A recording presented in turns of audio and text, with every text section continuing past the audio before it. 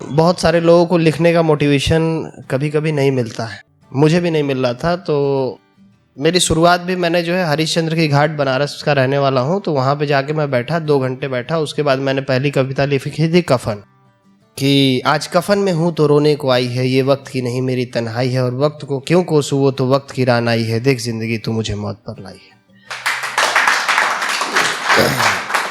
और अभी हाल ही में एक इंसिडेंट हुआ, तो उसके बाद फिर मैंने लिखा है अभी कि जलती चिताओं का समागम हो चुका है, वो शख्स अब शायद पागल हो चुका है, जा चुका है बहुत दूर वो स्वर्ग की राह में कहीं, जिसका शरीर अभी अभी मुखाग्नि में गाफिल हो चुका है। यादें अब महज आपके इंतजार की टकटकी में गुजर जाएंगी, पता है मन को भी कि अब लौट कर नहीं आएंगे।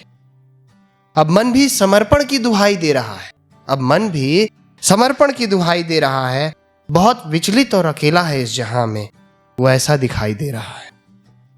शख्स को अपनों का रोना अब कहां सुनाई दे रहा है।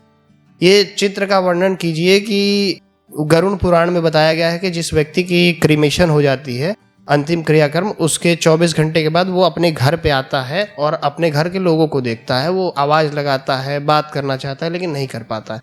ये शायद एक वो है कि मोह भंग करने का तरीका है। तो उन्हीं शब्दों को मैंने इसमें पिरोया है कि एक शख्स को अब अपनों का रोना कहाँ सुनाई दे रहा है।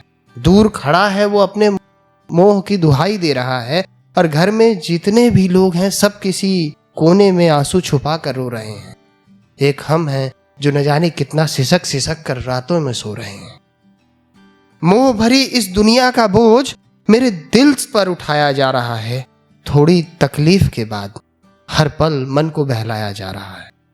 वहीं पड़ी है चिता की परछाई, वहीं बैठकर आंसू बहाया जा रहा है। जहां बॉडी सबसे पहले घर पे लाके रखी जाती है, वहां पे बैठ के, और जाने के बाद भी लोग वहां अक्सर जिन्हें याद आती है, तो वहीं पड़ी है चिता की परछाई, वहीं बैठकर आंसू बहाया जा रहा है। और वो पालतू जानवर भी हैरान परेशान है, जिसके मालिक को जो अपने कदमों पर चलता था उसे जमीन पर लिटाया जा रहा है। उन बच्चों से जाके पूछो, उन बच्चों से जाके पूछो, माँ का साया जिनके सर से अभी अभी उठ गया है, दर्द से कराहती तस्वीर मन महसूस कर जीने की हिम्मत बार बार जुटा रही है।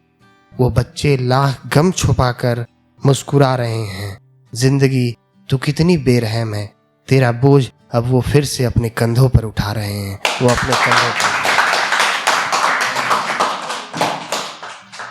शब्दों के साथ खेलना मुझे अच्छा लगता है, तो मैंने किसी की तारीफ लिखी थी कि एक तकल्लुफ के तरन्नुम का हसीन ख्वाब लिखता हूँ, वो एक खूबसूरत सी लड़की है जिसे मैं बेहिसाब लिखता हूँ, और लिखता हूँ कामिनी की सजर आंखें, मैं उसके अंगड़ाई की मुस्कान लिखता हूँ। लिखता हूँ मैं उसके होठों के आरजू की फरमाइश, मैं उसके दिल की पैमाइश लिखता हूँ। और लिखता हूँ उसकी लटों को समाहित एक एक एहसास लिखता हूँ, मैं उसमें समाहित सारे के सारे जज्बात लिखता हूँ। लिखता हूँ मैं उसके केसों की खूबसूरती, मैं उसकी आंखों का हर ख्वाब लिखता हूँ। एक तकल्लुफ के तरन्नुम का हसीन ख्वाब लिखता हूँ, वो एक खूबसूरत सी लड़की है जिसे मैं बेहिसाब लिखता हूँ। वहीं उसकी मुस्कान लिखता हूँ, उसकी चंचल अदाओं का जाल लिखता हूँ, और वो जो अधर में छोड़कर चला गया था मुझे, मैं उसकी सारी की सारी बातें बेमिसाल लिखता हूँ। मैं उसका इटलाता हुआ बचपन लिखता हूँ, उसका उमंग भरा यौवन लिखता हूँ, मैं उसकी कशिश लिखता हूँ, उसकी बातें लिखता हूँ, शब्दों में पिरोई हुई माला के जैसी मैं उसकी यादें लिखता हूँ। एक तकल्लुफ के तरन्नुम का हसीन ख्वाब लिखता हूँ, वो एक खूबसूरत सी लड़की है जिसे मैं बेहिसाब लिखता हूँ। मैं उसका अंदाज लिखता हूँ, मैं उसके अल्फाज लिखता हूँ, और जिंदगी बसर की जिस दौर में, उस दौर की व्यथा मैं आज लिखता हूँ। मैं उसके मोती जैसे आंसुओं की धारा लिखता हूँ, एक ही प्रवाह में उसकी मुस्कान सारा का सारा लिखता हूँ। और मैं उससे गुस्से की फरमान लिखूं या उससे उसकी पहचान लिखूं, मैं उसे जीवन का उन्वान लिखूं या उसकी खूबसूरती का बखान लिखूं, एक तकल्लुफ के तरन्नुम का हसीन ख्वाब लिखता हूं, वो एक खूबसूरत सी लड़की है जिसे मैं बेहिसाब लिखता हूं, जिसे मैं बेहिसाब लिखता हूं। धन्यवाद।